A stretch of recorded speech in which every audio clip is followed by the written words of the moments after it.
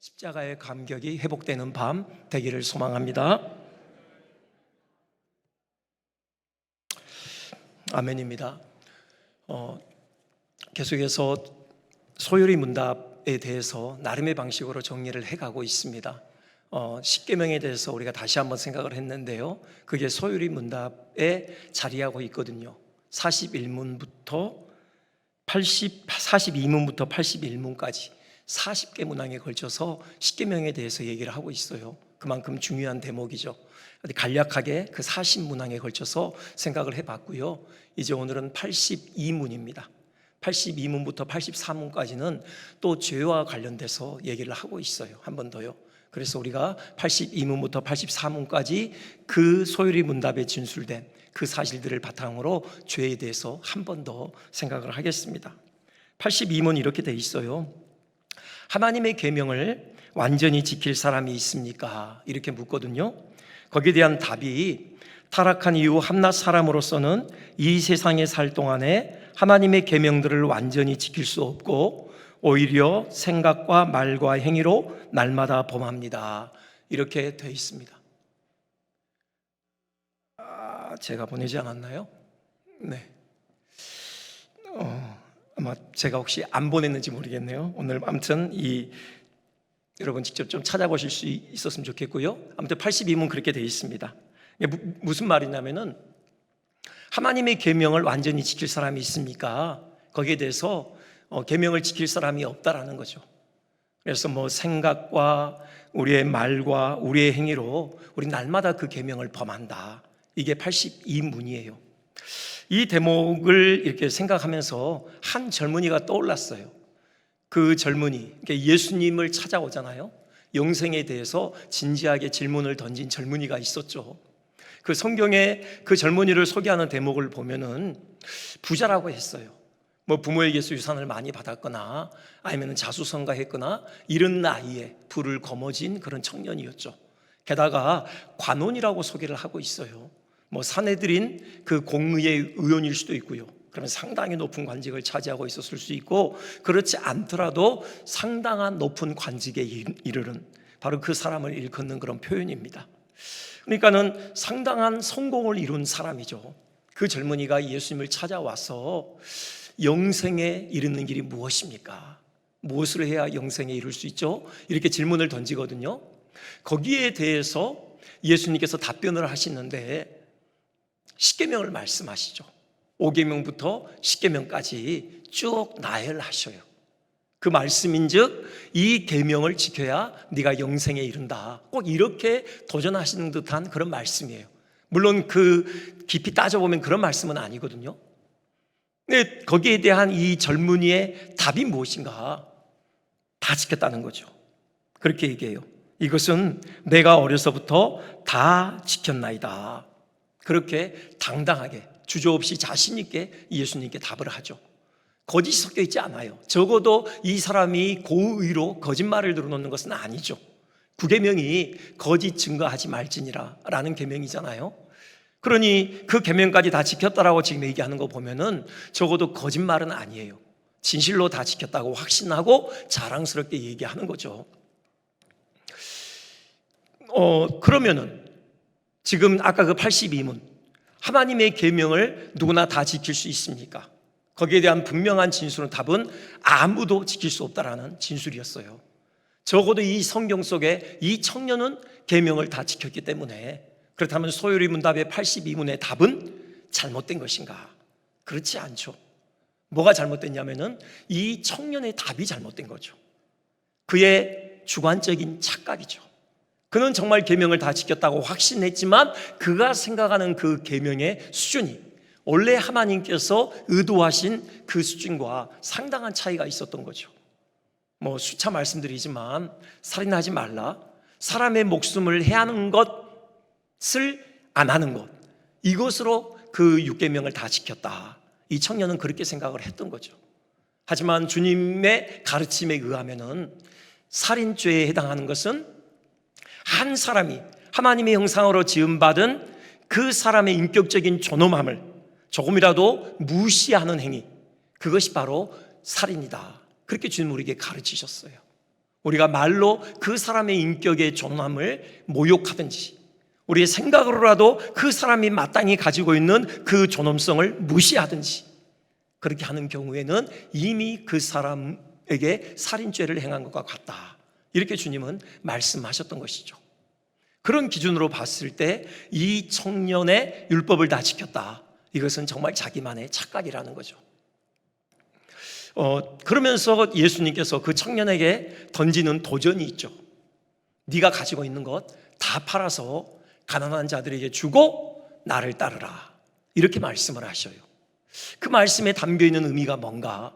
그러니까 5계명부터 10계명까지, 그건 한마디로 정리하면 이웃사랑이라고 할 수 있는데, 그 이웃사랑의 수준이 어느 정도인지를 주님께서 분명하게 말씀하시는 거죠. 단지 사람을 해하지 않는 정도, 그리고 사람에게 돈 몇 푼 던져주는 정도, 이것으로 이웃사랑의 계명을 다 지켰다, 그게 아니라는 것입니다. 정말 이웃의 필요를 위해서라면 자기에게 있는 것을 다 내어줘서 그 사람의 필요를 채워주는 정도까지가 하나님께서 우리에게 십계명을 통해서 요구하시는 이웃사랑의 수준이다, 그렇게 말씀하시는 거예요. 내 자신과 같이 네 이웃을 사랑하라. 그것은 네게 있는 모든 것을 다 내어주는 것이 필요할 때는 기꺼이 내어주면서까지 네 이웃의 필요를 채우라, 바로 그런 말씀인 거죠. 여러분, 그런 잣대를 기준으로 해봤을 때 과연 이 세상에 그 계명을 다 지킨 자가 있을까? 여러분, 퀘스천 마크를 던지지 않을 수가 없죠. 좀 더 나갔어요. 1계명부터 4계명까지는 하나님께 대한 계명이잖아요. 여러분, 그 하나님의 계명에 또 하나의 더 중요하고 우선적인 근본 정신이 있죠. 그건 하나님 사랑이잖아요. 그 하나님 사랑의 그 수준이 어느 정도냐? 내 마음과 뜻과 정성과 힘을 다하여 내 하나님을 사랑하라. 이것이 하나님께서 우리에게 요구하시는 하나님 사랑의 수준인 것이죠. 적당히가 결코 아니에요. 여러분, 그런 조건을 충족시킬 사람이 과연 세상에 있을까? 이것을 진술로 하는 것이 오늘 우리가 봉독한 로마서 3장의 진술입니다. 10절부터 12절까지 다시 보면 이렇게 돼 있죠. 의인은 없나니 하나도 없으며 깨닫는 자도 없고 하나님을 찾는 자도 없고 다 치우쳐 함께 무익하게 되고 선을 행하는 자는 없냐니 하나도 없도다, 그렇게 돼 있죠. 여기 선, 특별히 이 선이라는 것, 우리는 보통 선하다 하면은 윤리적으로 착하다, 남을 좀 배려한다, 우리 이런 사람을 선한 사람이다, 그렇게 일컬어요. 하지만 하나님의 기준에서, 이 성경에서 적시하고 있는 이 선의 개념은 그 정도를 넘어섭니다. 반드시 그 안에 전제된 것이 있으니 마음과 뜻과 정성을 다해서 하나님을 사랑하는 사랑이죠. 그 하나님 사랑이 결여된 그 어떠한 윤리적인 착함도 하나님의 기준에서는 결코 선이라고 불리울 수 없다라는 것입니다. 도덕적으로 아무리 착해 보이더라도 그 안에 하나님을 향한 순전한 사랑이 결여되어 있다면 그것은 하나님 보시기에 선이라 할 수 없다라는 그런 말씀이에요. 우리가 교회에서 아이들 가르치다 보면요, 가끔 그런 질문 받습니다. 가끔 어른들도 그런 질문들을 하시더라고요. 이순신 장군 과연 구원 받았을까? 왜 이순신 장군인지 모르겠어요. 그만큼 우리의 어떤 그 심령 안에, 우리의 마음 안에 참 좋은 분이다, 그렇게 각인되어 있는 것 같아요. 요즘 그 시리즈 영화들이 나왔죠. 그걸 통해서 더 그분의 그 훌륭한 면이 많이 우리에게 조명되어졌죠. 나라를 지켰잖아요. 그 외적의 침입으로부터 우리 나라와 백성들의 안위를 생명을 다하여 지킨 참 위대한 인물이죠. 마지막 그 전사하게 된 해전이 노량해전이죠. 그때 외적의 총탄에 맞아서 숨을 거두는 그 순간까지 그 군사들의 사기를 잃지 않도록 하기 위해서 싸움이 급하니 내가 죽었다는 말을 하지 말라, 이런 유언을 남기기까지 했잖아요. 참 죽는 순간까지 나라와 백성을 생각하는 마음, 우리 마음의 깊은 여운으로 다가오는 것은 분명합니다. 이 정도면 하나님께서 구원하실 만하지 않은가 하는 그런 생각들을 하시는 것 같아요. 네, 정말 죄송한 말씀이지만요, 그러한 숭고한 희생이 하나님 앞에서 온전히 선이라 불리울 수 없는 이유가 뭐냐? 거기에는요, 하나님 사랑이 전제되어 있지 않기 때문입니다. 하나님을 향한 순전한 사랑이 없이 행한 모든 도덕적인 행위, 아무리 숭고한 행위라고 할지라도 그건 하나님 보시기에 결코 선이라고 이름 붙일 수 없다라는 거예요. 그런 의미에서 하나님의 사랑이 없으면 우리는 하나님의 계명을 지켰다, 그렇게 하나님은 보시지 않는다라는 겁니다. 이순신 장군 이야기 조금만 더 해볼까요? 그 이순신 장군의 구원을 질문하는 그 기저에는요, 이순신 장군이 살던 그 시절, 우리 조선시대죠. 그때는 아직 이 한반도 땅에 복음이 들어오지 않았기 때문이다, 그 사실이 전제되어 있는 것 같아요. 그러니까 아직 복음이 들어오지 않은 시기에 살았기 때문에 하나님을 모를 수밖에 없었고, 예수 그리스도 복음을 듣지 못했던 것이고, 그런 경우에는 뭔가 구원에 있어서 다른 방식으로 접근하셔야 되는 게 아닌가, 우리가 이런 나름대로 어떤 의문을 품는 것 같아요. 이 복음이 들어오기 전에 살았던 사람 중에 이순신 장군처럼 충직하고 희생적인 사람은 그래도 구원하셔야 하는 것이 아닌가, 그래야지 공의로운 하나님이 아니신가, 이런 생각들이 전제되어 있는 것 같습니다. 이 점에 대해서요, 참조가 될 만한 중요한 성경 구절이 있습니다. 로마서 1장 20절인데 제가 봉독해 드리죠. 창세로부터 그의 보이지 아니하는 것들, 곧 그의 영원하신 능력과 신성이 그가 만드신 만물에 분명히 보여 알려졌나니 그러므로 그들이 핑계하지 못할지니라. 무슨 말씀이냐면요, 하나님께서 우리 안에 신의식을 심어 놓으셨어요. 칼빈은 이걸 종교의 씨라고 불렀는데, 그래서 누구나 이 창조 세계를 바라보는 순간이요, 이 세상을 지으신 하나님에 대해서 인식을 하게 돼요. 이 의식은 결코 사라지지 않습니다. 이 하나님께서 지으신 이 만물에 하나님의 영원하신 신성과 능력이 분명히 보여 알려져 있어요. 누구나 이 세상을 보면은 이 세상을 지으신 절대자 하나님께서 계시다라는 사실을 알게 되는 것이에요. 이걸 일반 은총이라고 하는데, 물론 충분하지는 않죠. 예수 그리스도를 알 수는 없습니다, 이 세상을 통해서. 하지만 어떤 기능이 있느냐, 마지막에 하나님의 심판대 앞에 서서요, 나는 누구도 하나님에 대해서 알려주지 않았습니다, 그래서 제가 하나님을 섬기지 못한 것입니다라고 핑계할 수 없다라는 것이에요. 분명히 선언합니다. 그들이 핑계하지 못할지니라. 저는 이순신 장군도 마찬가지일 것이다. 네. 그도 하나님의 심판대 앞에서 핑계할 수 없다라는 것입니다. 일단 구원은요, 예수 그리스도를 믿는 믿음으로 구원을 얻습니다. 십자가 외에 달리 구원을 얻을 길이 없다, 우리 사실을 분명히 해야 한다는 거죠. 자, 그리스도 밖에 있는 불신자들은 차치하고라도요, 그리스도 안에 있는 우리 그리스도인들 한번 생각해 보자고요. 이웃사랑 그거 말고요, 하나님 사랑, 과연 우리가 하는 모든 그 열심, 선행, 거기에 정말 순전한 하나님의 사랑이 늘 전제되어 있는가, 우리가 한번 진지하게 생각을 해봐야 될 필요가 있어요. 제게 있어서 가장 주요한 영적 싸움의 이슈가 뭐냐, 전 이겁니다. 늘 하나님 앞에 몸부림하는 가장 중요한 내용, 과연 제 안에 진정으로 하나님을 향한 순전한 사랑이 있는가, 늘 이걸 묻고 또 묻습니다. 여러분은 우리 교회의 부흥을 원하시죠? 저도 우리 교회의 부흥을 원합니다. 제 기도의 대부분의 시간은 교회의 부흥을 위한 기도예요. 6대 비전을 가지고 기도합니다. 한 사람 한 사람이 정말 예수 그리스도를 인격적으로 만났으면 좋겠어요. 그 10년 깊은 곳에 복음이 깊이 새겨졌으면 좋겠습니다. 정말 복음이 그 10년 깊은 곳에 부딪혔으면 좋겠어요. 그 복음이 주는 그 감격이 무엇인지를 온 몸과 영혼으로 경험했으면 좋겠어요. 그리고요, 정말 예배 때마다 성령의 강력한 임재가 있었으면 좋겠습니다. 우리 영의 눈이 열려서 하나님의 그 영광의 찬란한 빛을 배웠고, 이 세상에 연연하지 않고 그 하나님의 영광을 향하여서 힘있게 전진하는 이런 헌신된 삶을 우리 모두가 살아갔으면 좋겠어요. 여러분, 그러면서 구원받는 무리가 더 많아졌으면 좋겠습니다. 더 많은 사람들이 나와서 함께 예배하고 이 은혜의 잔치에 동참했으면 좋겠어요. 그렇게 기도하면서요, 제게 물어요. 너 왜 우리 교회의 부흥을 그토록 원하는 것이냐? 정말 하나님을 사랑해서냐? 정말 주님께서 십자가에 피 흘리신 그 주님의 그 심장이 내 안에 있어서 주님께서 한 영혼 한 영혼을 구원하시는 것을 그토록 원하시는 그 주님의 마음을 알기 때문에, 그것 때문에 정말 한 영혼 한 영혼을 가슴에 품고 기도하느냐?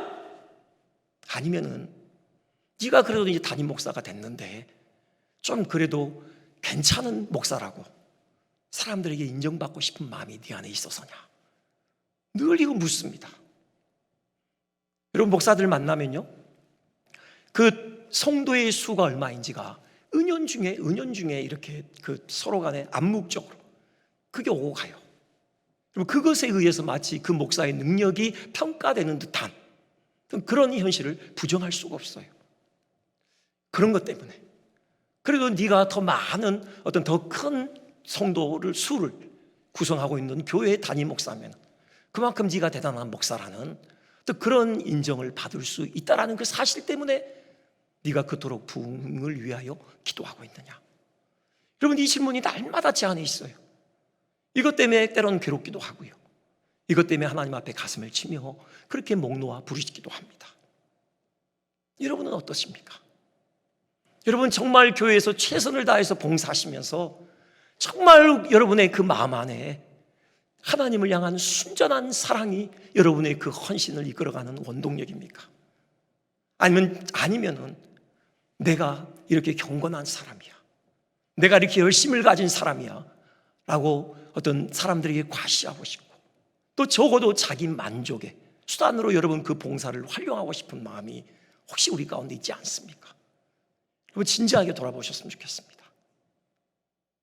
계명을 지키는 사람이 있느냐?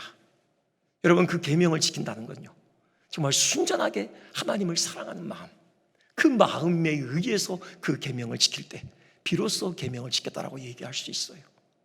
이웃 사랑은 물론이거니와 마음과 뜻과 정성과 힘을 다하여 하나님을 사랑할 때, 그때 비로소 우리는 계명을 지켰다, 그렇게 인정받을 수 있다는 겁니다. 그 면에서 볼 때 적어도 저는 한참 멀었다, 그런 생각을 해요. 그러면서 이런 질문이 연달아 떠오릅니다. 분명히 이 세상에 아무도 계명을 지킬 자가 없다. 늘 생각과 입술과 마음과 행위로 계명을 범한다, 그렇게 말씀을 하셔요. 그러면 계명을 지킬 수 없다는 것 하나님께서 뻔히 아심에도 불구하고 왜 우리에게 계명을 주셔서 여전히 지킬 것을 요구하시는가? 여러분, 이런 질문이 떠오르지 않을 수 없어요. 왜? 우리가 지킬 수 없다는 것 하나님께서 더 잘 아실 터인데 왜 우리에게 계명을 안기셔서 그 계명을 지키라고 그토록 강청하시는가? 이유가 뭘까요? 이거죠.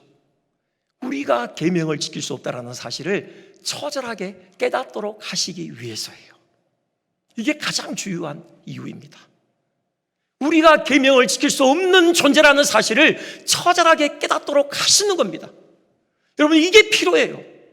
우리의 삶을 위해서, 우리의 구원을 위해서, 우리가 정말 제대로 하나님을 섬기기 위해서는 우리가 우리 힘으로 계명을 절대 지킬 수 없는 존재들이다.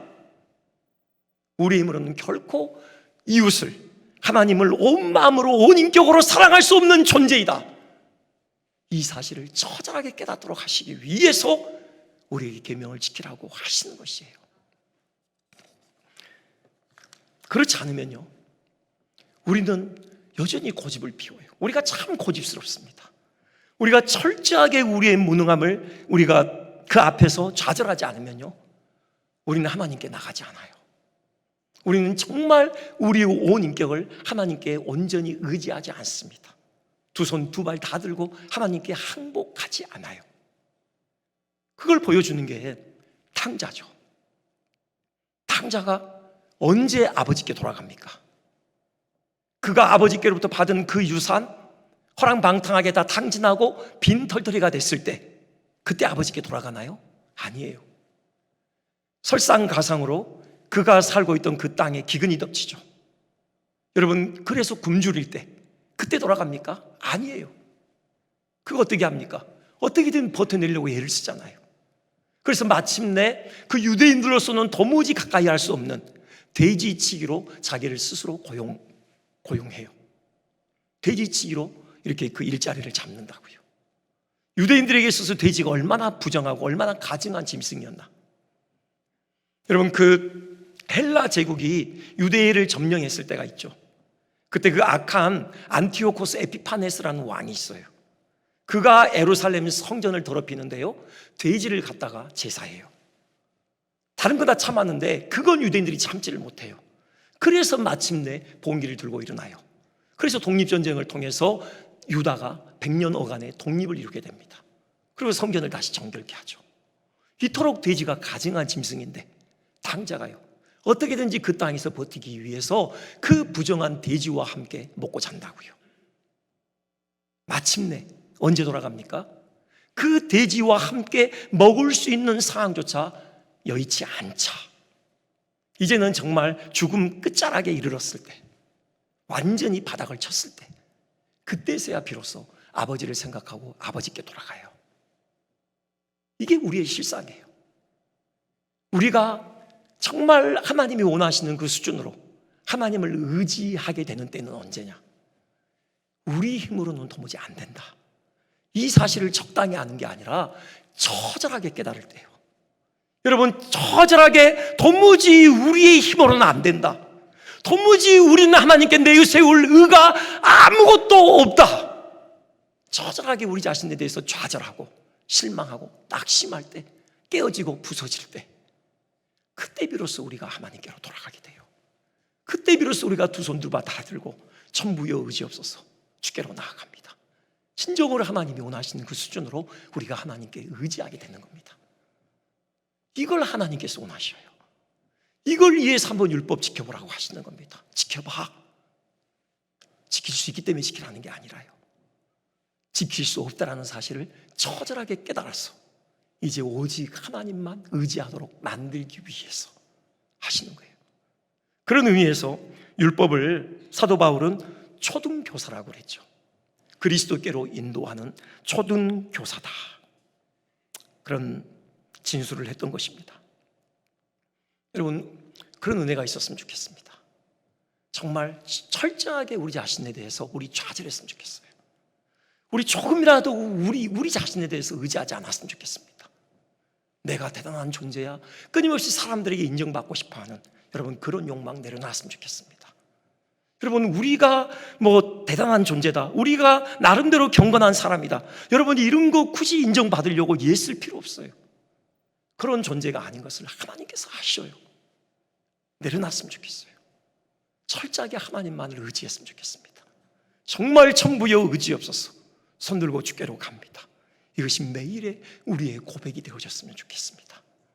그럴 때 비로소 하나님께서 하늘문을 여시고 우리에게 필요한 은혜를 부어주실 것입니다. 우리 힘으로 할 수 없는 그 참된 의의 길을 걸어가게 하실 것이에요. 우리 힘으로 지킬 수 없는 그 내 몸과 같이 이웃을 사랑하고 우리의 온 인격을 다하여 하나님을 사랑하는 그 사랑의 삶이 우리 가운데 펼쳐지는 것을 보게 하실 것입니다. 그런 은혜가 우리의 모두의 것이 되시기를 주님의 이름으로 축원드립니다. 84문으로 가서요. 먼저요, 84문은 뭐 이제 짧게 말씀드릴 겁니다. 이렇게 돼 있어요. 모든 죄마다 마땅히 받아야 할 보응이 무엇이냐, 이렇게 돼 있거든요. 그 죄의 결과가 뭐냐에 대한 질문인데 그 답이 이렇습니다. 이 세상과 오는 세상에서 하나님의 진노와 저주를 받는 것입니다. 모든 죄에 대한 마땅한 보응이 있는데 그게 뭐냐? 이 세상과, 더 중요한 것은 오는 세상에서 하나님의 진노와 저주를 받는 것이라는 거예요. 엄청난 거죠. 아주 심각한 것입니다. 영원토록 하나님의 진노와 저주 가운데 있게 된다는 거예요. 이 죄의 심각한 결과에 대해서 잘 보여주는 애가 바로 다윗이죠. 다윗은 우리가 어떻게 하나님을 잘 섬길 것인가, 어떤 긍정적인 면에서의 모범이 되기도 하지만요, 또 죄가 가지고 오는 그 결과가 얼마나 심각한 것인가, 그것을 또 우리가 반면교사로 보여주는 예가 되기도 해요. 바세바 범했고요, 그 죄 덮기 위해서 우리아까지 죽였죠. 여러분, 그 죄로 인하여서 다윗의 집에 내리신 하나님의 징계의 채찍, 얼마나 처절한 것이었습니까? 그 바세바의 사이에서 부정하게 태어난 그 아이가 죽죠. 그리고는 그 아들 암논이 자기 이복누이 다말을 겁탈을 합니다. 이것은 영혼을 살인한 것이죠. 그리고 그에 대한 복수로 또 압살롬이라는 다른 아들이 자기 이복형 암논을 쳐 죽여요. 그런 비극이 벌어져요. 그것으로 그치지 않죠. 그 집에 드리워진 하나님의 징계 채찍이 그것으로 끝나지 않아요. 그 아들 압살롬이 그 아버지 다윗을 향하여 반역의 기치를 들잖아요. 그 아버지 다윗의 왕위를 빼앗겠다고 아버지 목을 향하여 칼날을 지켜든다고요. 그러는 사이에 그 압살롬이 아버지의 후처들을 그냥 대낮에, 백주대낮에 또 겁탈을 하고요. 마침내 그 반란이 진압되는 과정에 다윗의 군대 장관이 다윗의 아들 압살롬을 죽이는 이런 비극이 또 벌어집니다. 여러분, 한 집안에 이런 일이 일어나는 집이 과연 얼마나 되겠습니까? 다윗의 집에, 우리가 그토록 흠모에 맞지 않는 다윗의 집에 이런 엄청난 징계의 채찍이 가해졌어요. 뭐 때문입니까? 다윗이 지은 죄 때문이에요. 그가 밧세바 범했고 그 죄도 불려고 충신 우리아를 죽인 그 죄에 대한 결과임이 분명합니다. 그런데 우리가 여기서 확실히 알 것은 결코 그 죄에 대한 하나님의 심판은 아니라는 것이에요. 하나님께서 분명히 다윗을 용서하셨습니다. 나단 선지자를 보내셨고요, 다윗의 죄를 지적하셨어요. 그 순간 다윗이 바짝 엎드립니다. 내가 여호와께 죄를 범하였노라. 다윗이 정직하게 고백해요. 그때 나단 선지자를 통해 하나님께서 사죄를 선언하십니다. 여호와께서도 당신의 죄를 사하셨나니, 분명하게 용서를 선언하셔요. 그러니 죄는 용서된 거죠. 그러니 그 죄에 대한 심판은 아니에요. 그렇다면 왜 다윗의 집에 이런 거센 풍랑이 일어나게 된 겁니까? 죄가 하나님 앞에 얼마나 가증한 것인지, 얼마나 하나님께서 죄를 미워하시는지 그 사실을 다윗에게 분명하게 깨우치시는 그런 도구죠. 징계입니다. 하나님께서 다윗을 포기 못하셨다라는 증거예요. 하나님께서 그런 말씀하시죠. 내 마음에 합한 사람이 다윗이니 그를 통해서 내 뜻을 다 이루겠다. 그 작정을 물리치지 않으신 것입니다. 여전히 다윗을 통하여서 하나님의 뜻을 이루시기를 원하시는 그 하나님의 마음 때문에 다윗에게 죄가 얼마나 심각한 것인지를 분명하게 보여주시는 것이에요. 여러분, 죄라는 것은요, 한번 우리가 범죄하면은 우리 마음에 깊은 생채기를 남겨요. 그래서 그 똑같은 상황이 우리 가운데 펼쳐지면은 우리는 더 쉽게 그 죄에 넘어집니다. 이것이 죄가 가지고 있는 속성이에요. 마침내 죄가 우리를 올가매버리는 거죠. 이걸 하나님께서 아셔요. 그래서 다윗을 아주 엄중하게 다루시는 거예요. 그래서는 안 되겠기에, 사울처럼 그렇게 망가져버려서는 안 되기 때문에, 그를 여전히 사용하셔야 하기 때문에 다윗으로 하여금 죄에 대한 심각성에 대해서 분명하게 깨우치시는 징계의 수단이었던 것이죠. 그것 때문에 다윗은 마침내 승리하는 왕으로 생을 마무리하잖아요. 어쨌든 중요한 건 뭐냐? 여러분, 죄는 하나님께서 가증히 여기시는 것이에요. 설사 우리가 지금 죄를 지었다고 해서 거기에 대한 엄중한 하나님의 징계, 채찍이 없다고 하더라도 우리는 기억해야 합니다. 죄는 하나님 앞에 가증한 것이다. 여러분, 결코 죄를 가벼이 여겨서는 안 됩니다. 물론 예수님께서 우리의 죄를 용서해 주셔요. 하지만요, 그 어떤 죄에 따라서는 정말 다시금 하나님의 임재가 회복되고 또 하나님의 그 선하신 얼굴빛이 우리 가운데 비춰지고 그 구원의 기쁨과 그 거룩한 즐거움이 우리의 심령을 가득 채우기까지는 상당한 시간이 걸릴 수 있어요. 엄청나게 많은 에너지가 소모될 수 있습니다. 여러분, 실족하지 맙시다. 죄를 너무 가벼이 여기지 맙시다. 하나님께서 죄를 얼마나 가증히 여기시는지, 그것이 얼마나 우리로 하여금 그 영적인 생명력을 발휘하는 데 있어서 방해가 되는지 우리 하나님의 마음으로 죄를 바라보았으면 좋겠습니다. 한 가지만 더 간단하게 말씀드리겠는데요, 83문 이렇게 되어 있습니다. 그 질문이 이렇거든요. 법을 어기는 죄가 모두 똑같이 악합니까? 그러니까는 죄에 과연 등급이 있느냐, 이런 질문이에요. 답은 그겁니다. 하나님 앞에서 다른 죄보다 더 악한 죄가 있다는 겁니다. 죄의 등급이 있다라는 거예요. 뭐 죄는 다 하나님의 진노와 심판을 불러와요. 그럼에도 불구하고 어떤 죄는 이 땅에서의 우리 영혼에 치명적인 해악을 가져오는 또 그런 무거운 죄도 있다, 그런 말씀이에요. 여러분, 구약에 보면요, 속죄 제사에 대해서 말씀하시는데 사람에 따라서 속죄 제물이 달라요. 그리고 제사의 방식이 달라집니다. 이스라엘의 한 평민이 범죄해서 속죄 제사를 드려야 할 때, 그때는요 암 염소를 가져오게 했어요. 제물이 암 염소로부터 시작해요. 그리고 그 피를 제단의 뿔에 바르고 제단 밑에 쏟아붓게 했죠. 그 다음에 족장, 그러니까 지도자죠. 이스라엘의 지도자가 범죄했을 때 그때는 제물의 가치가 올라가요. 암 염소가 아니라 숫 염소입니다. 훨씬 더 비싸요. 숫 염소를 가져오게 해요. 물론 제단 뿔에 바르고요, 그 다음에 그 피를 제단 아래에 쏟아붓죠. 그러니까 벌써 다른 거죠. 평민과 지도자의 죄의 경중이 다르다는 거예요. 그리고 대제사장이에요. 대제사장이 범죄했을 때는요, 제물의 크기가 아주 달라져요. 이번에는 수송아지를 가져와요. 값도 아주 비싸죠. 몇 배 더 비싼. 그리고 그 피를 단지 제단 뿔만 바르는 게 아니라요, 성소에 가지고 들어갑니다. 성소의 휘장에 하나님 앞에서 7번 뿌리게 해요. 이 대제사장의 죄의 속죄의 방식과 이스라엘 온 회중이, 그러니까 국가적인 죄죠, 그 국가가 전체로 범죄했을 때 똑같은 방식으로 그 죄를 처리하게 해요. 그러니 대제사장의 죄는 온 국민이 함께 지은 죄의 그 무게와 똑같은 무게를 가지고 있다는 거예요. 자, 이것이 의미하는 바는 뭐예요? 누가 죄를 짓느냐에 따라서 그 죄가 가지고 오는 영향력과 파괴력은 더 크다라는 것이에요. 여러분, 교회 지도자들을 위해서 특별히 기도해 주셔야 될 이유가 여기에 있어요. 여러분, 사단이 이걸 알아요.